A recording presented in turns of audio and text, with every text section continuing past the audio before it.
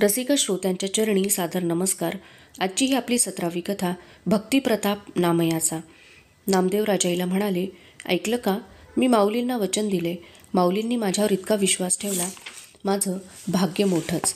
त्यांच्याबरोबर तीर्थयात्रा ही माझ्या जीवनातली विलक्षण अनुभूती. त्यांचं बोलणं म्हणजे अमृतवर्षाव.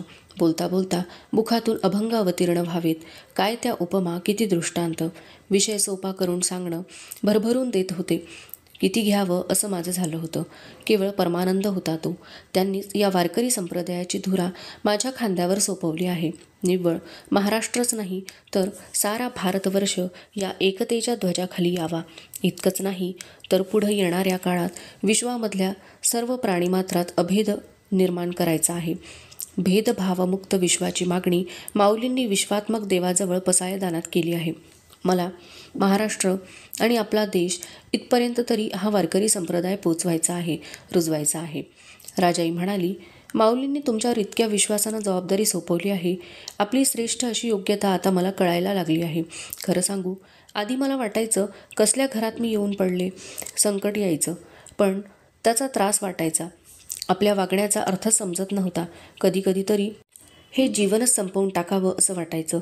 पोरं समोर दिसायची, मग वाटायचं या पोरांसकट, पण त्यातूनही निभावून जायचं. असंख्य प्रश्न, अनेक शंका मनात निर्माण व्हायच्या. सासूबाई होत्या तोपर्यंत त्यांच्या कुशीत शिरायचे.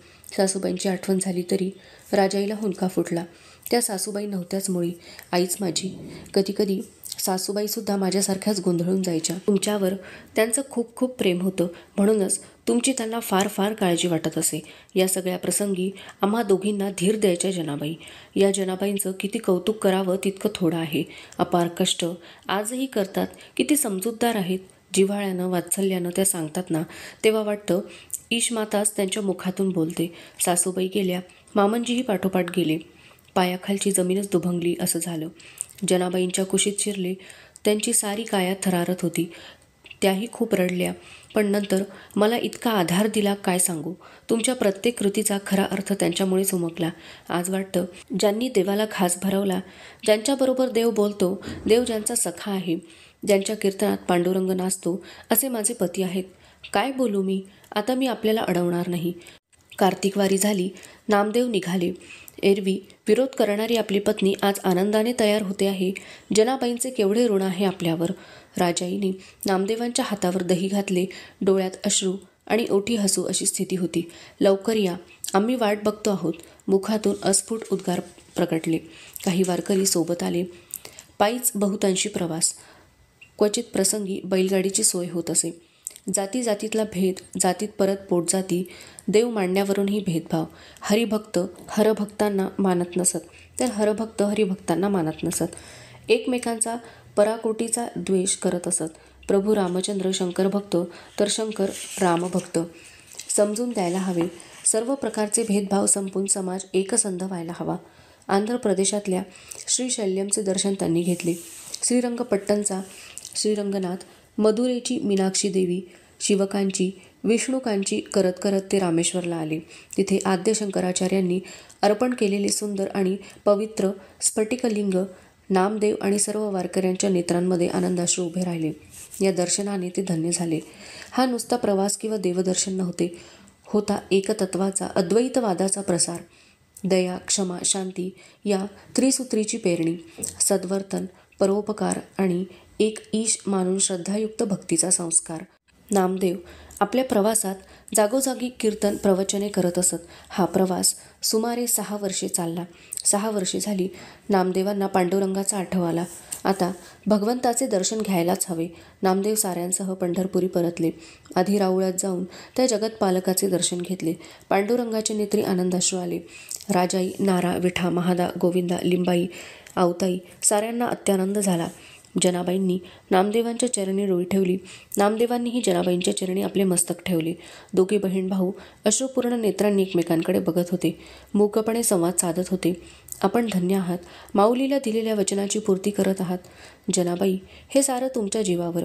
माझ्या पत्नीला आणि मुलाबाळांना तुमचा केवढा आधार आहे. जनाबाई प्रकटपणे म्हणाल्या, लिंबाईचं वय लग्नायोग्य झाले. परवाच वरपक्षाची मंडळी येऊन गेली. आपल्या येण्याचीच वाट बघत होतो आम्ही. खरे तर लिंबाईचे लग्न लांबले होते, तेही संपन्न झाले. लिंबाई सासरी गेली. नामदेवांची दिनचर्या सुरू झाली. आता उत्तरेकडे जाण्याचा विचार मनात घोळत होता. भारत भ्रमण करायचे आहे. वारकरी संप्रदायाचा तत्वसिद्धांत जनामनात रुजवायचा आहे. मनात असा बेत सुरू असतानाच बिदरचा राहणारा एक गृहस्थ येऊन नामदेवांना भेटला. महाराज, मी पांडुरंगाला नवस बोललो होतो, त्या भक्तवत्सलानं माझ्या सर्व इच्छा पूर्ण केल्या. आपलं कीर्तन मी माझ्या घरी ठेवीन असं त्या भगवंताला वचन दिलं होतं. मी जाणतो आपल्या कीर्तनानं भगवंताला खूप आनंद होतो. आपण नाही म्हणू नका. आपली सगळी व्यवस्था मी ठेवेन. त्या गृहस्थाने नामदेवांच्या चरणांवर डोके ठेवले. चरण घट्ट पकडले. नामदेवांनी त्या गृहस्थाला उठवले. ते म्हणाले, कीर्तन सेवा करण्यासाठी बोलवत आहात, त्या निमित्तानं सेवा घडेल. आपण विठ्ठल भक्त आहात, नकाराचा प्रश्नच उद्भवत नाही. यावेळी थोरला नारा, धाकटा महादा सोबत आले. काही वारकरीसुद्धा बरोबर आले. टाळ, मृदंग, भगव्या पताका घेऊन रामकृष्ण हरीचा गजर करत निघाले. या दिंडीला जाताना गावागावातले आणखी वारकरी येऊन मिळाले. बिदरची वेस ओलांडली आणि एक संकट उभे राहिले. भगवे ध्वज, भगव्या पताका बघून कोणी सुलतानाला जाऊन सांगितले की आपल्यावर हल्ला करायला काही लोक चाल करून येत आहेत. सुलतानाने आपल्या प्रधानाला सैन्य घेऊन पाठवले, पण त्यांच्याजवळ तर शस्त्रे नव्हतीच. होते ते फक्त टाळ, मृदंग, खांद्यावर भगवी पताका आणि मुखात हरिनाम. साऱ्यांना पकडून सुलतानासमोर हजर करण्यात आले. सुलतानाने त्यांना विचारले, आपण कोण? इतक्या संख्येनं आपण आमच्या राज्यात का आला आहात? नामदेवांनी हात जोडून सांगितले, आम्ही वारकरी आहोत, विठ्ठल भक्त आहोत, कीर्तनासाठी इथवर आलो आहोत. बिदरच्या गृहस्थानेही हात जोडून सांगितले, महाराज, माझा नवस फेडण्यासाठीच मी यांना बोलावलं आहे. कीर्तन करून ते परतणार आहेत. हे नामदेव फार मोठे संत आहेत. सुलतान म्हणाला, अच्छा, तर हे संत आहेत. हमने तो सुना है संत चमत्कार करते है. ते कोण संत? त्यांनी तर जनावराला वेद बोलायला लावले. नामदेवांनी हात जोडले. ज्ञानेश्वर माऊली, महाराज, चमत्कार कोणी मुद्दाम करत नाही. चमत्कार कोणी स्वार्थ साधण्यासाठी करत नाही. संत तर तसा चमत्कार करतच नाहीत. संत ईश्वरी कार्य करतात. त्या कार्यात कोणी अडथळा आणला तर निरुपायानं चमत्कार घडतो. ते त्या महान विभूतीच्या परमभक्तीचं सामर्थ्य असतं. बहुत खूप. आम्हालाही तुमच्या भक्तीचं सामर्थ्य आजमवायचं आहे. सुलतान म्हणाला, गाईचं मुंडकं इथं आमच्या हुकुमानं तोडलं जाईल. आपण ते परत जोडून गाय जिंदा करायची, नाही तो आपके गर्दन से सिर अलग किया जाएगा. कठोर स्वरात सुलतानाने एका सैनिकाला गाय आणून तिचं मस्तक धडावेगळं करायचा हुकूम दिला.